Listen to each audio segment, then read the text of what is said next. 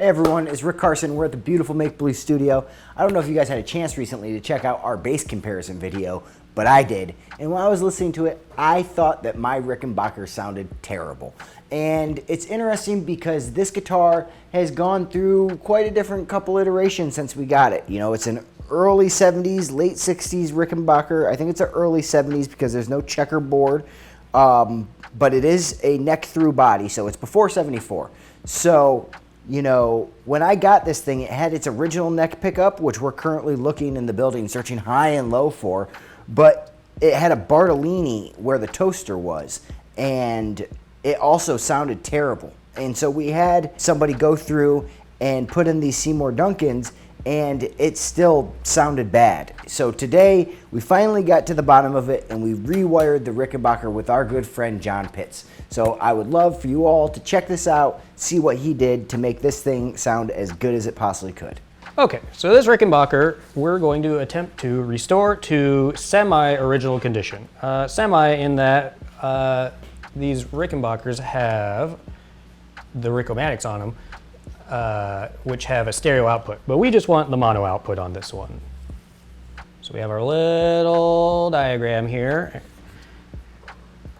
And judging by how things are wired currently, we need to flip this capacitor to our other lug because these these pots are operating backwards. So when you twist them clockwise, they lower the tone. So we're gonna flip-flop these to the other side. And the fun thing about pots is when you flip to the opposite lug, it only changes its handiness. Therefore, if it's a left-handed or a right-handed lug, or a pot.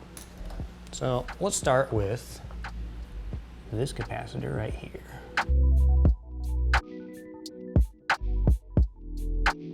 Clean some of this off of there. And we're going to direct it to the opposite lug here. And now we've changed it from a left-handed pot into a right-handed one.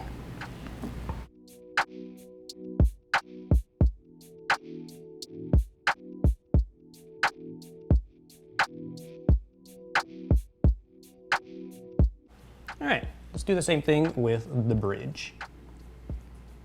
Now, something you're gonna notice about this Rick versus maybe your own Rick or other Ricks that you've seen in your life is that the pots are a little backwards maybe from yours or an original.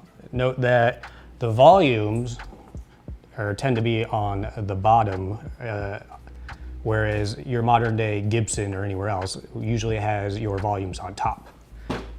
These have been flip-flopped and modified so that they are more closer related to a Gibson than the Rickenbacker. We're gonna keep them that way because it feels nice. So we're gonna take this other capacitor and flip-flop it as well.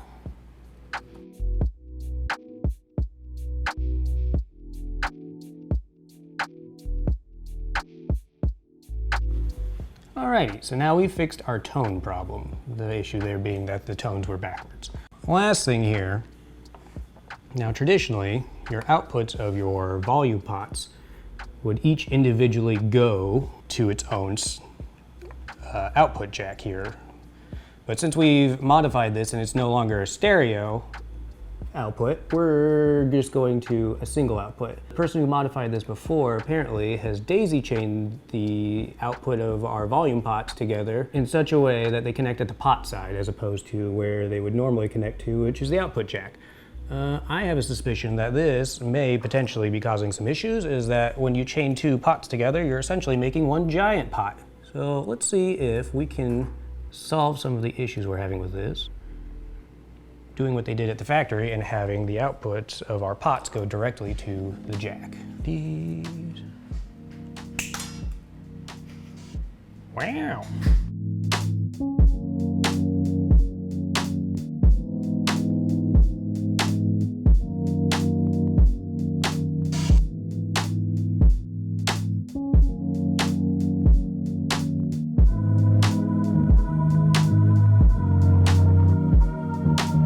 This last bit, we're going to add one last wire to this other pot, and we're going to take it straight to the output jack.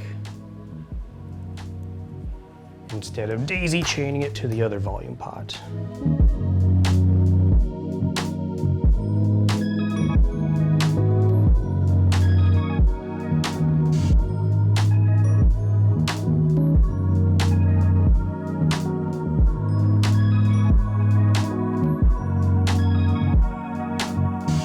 All right, and we're going to apply this other wire to the output of our guitar.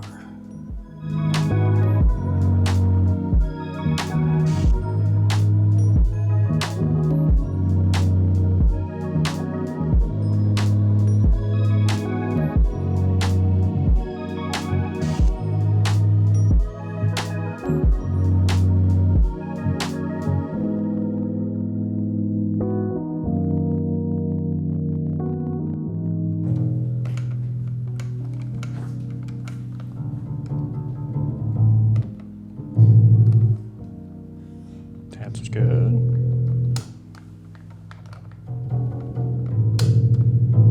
Okay.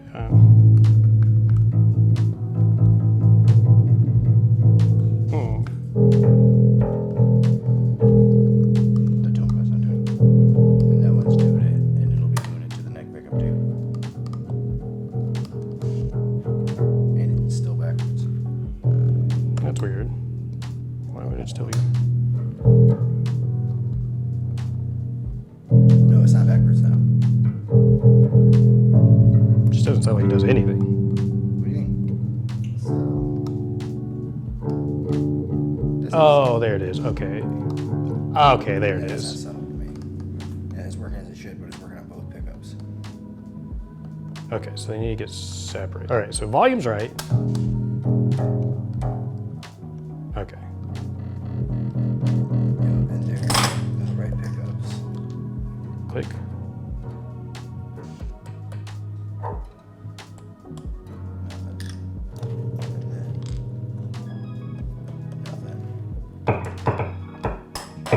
Okay, so that's right, Way louder than the other one. which makes sense. Because this is probably what, single coil?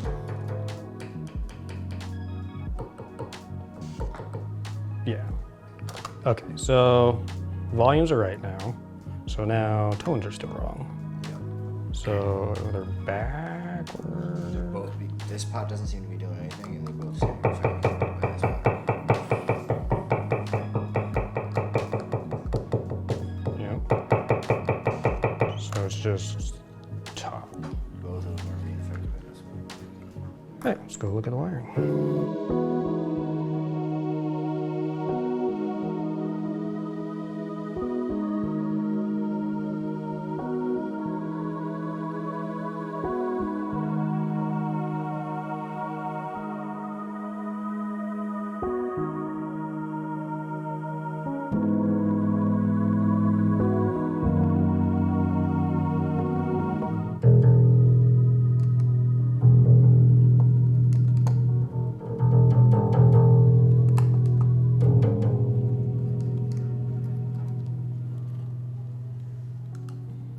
All right, after plugging in the Rick and giving it a test, we found that there was one more inconsistency, and that was that our tone pot was still not quite working how we anticipated it. And it's because this tone pot works, and that's because its center lug is grounded out to the body of itself.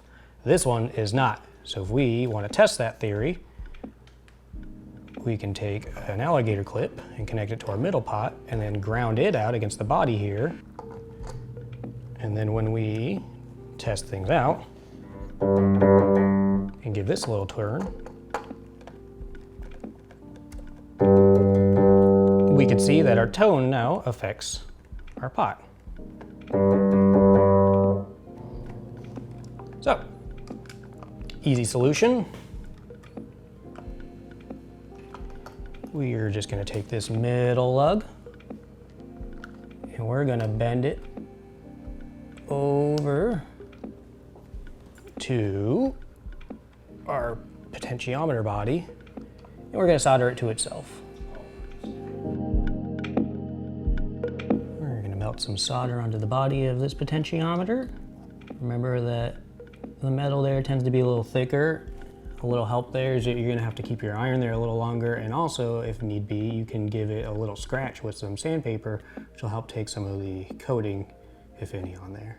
And we're gonna apply some solder to our lug, and conjoin it with the body.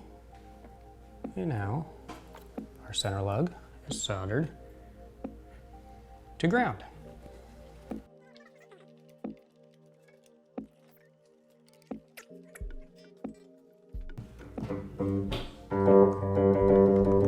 Oh yeah.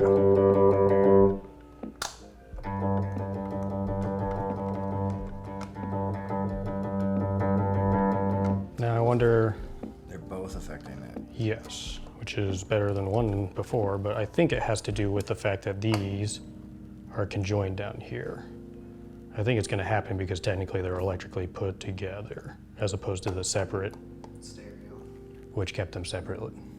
Okay, we've done some additional testing, and we have found out that the tone pots still affect our output signal. So, what do we do about this Rickenbacker that has stereo outs and we want to make it mono? Well, I guess we should make it more like a Gibson.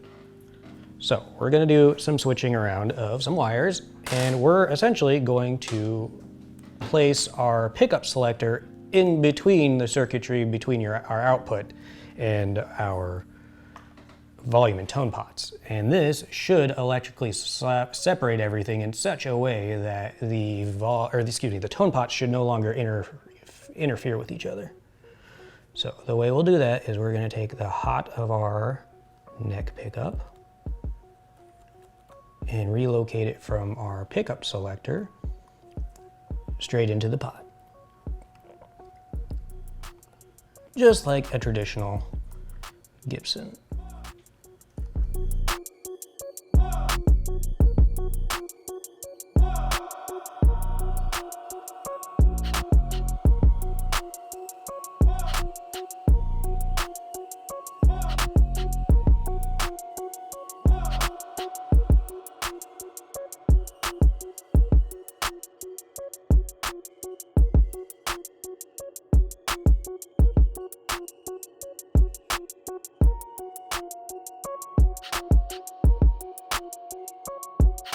All right, let's try it out.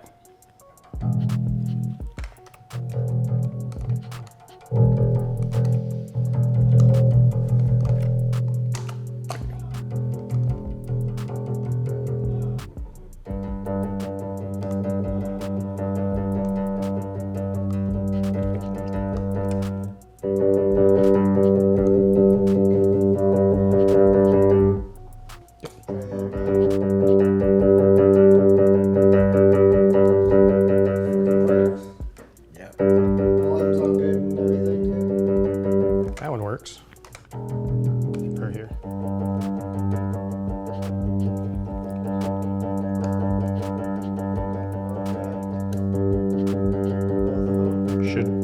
Both of those should.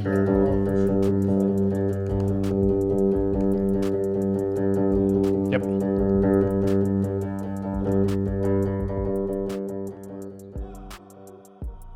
Thank you for checking it out, and we hope you have a great day.